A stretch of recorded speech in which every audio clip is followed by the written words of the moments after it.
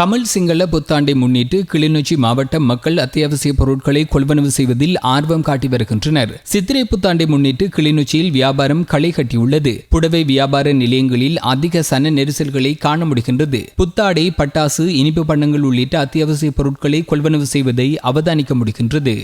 சித்திரை புத்தாண்டை கொண்டாடுவதற்காக அம்பாறை மாவட்ட மக்களும் தயாராகி வருகின்றனர். ஆடைகள், அத்தியாவசிய பொருட்களை கொள்வனவு செய்வதற்கான முன்னேற்பாடுகளில் மக்கள் ஆர்வத்துடன் ஈடுபட்டுள்ளனர். முன்னொரு போதும் இல்லாதவாறு மக்கள் இரவு பகலாக பொருட்கொள்வனவில் ஈடுபட்டுள்ளனர். அரசினால் வழங்கப்பட்டுள்ள நிவாரணங்களும் அரசு உத்தியோகத்தர்களின் சம்பள அதிகரிப்பும் காரணமாக இவ்வாறு மக்கள் கூட்டம் கூடுதலான பொருட்கொள்வனவில் ஈடுபட்டுள்ளனர். அங்காடி விற்பனை கூடங்களில் அதிகமான மக்கள் கூடியிருப்பதை அவதானிக்க முடிகின்றது.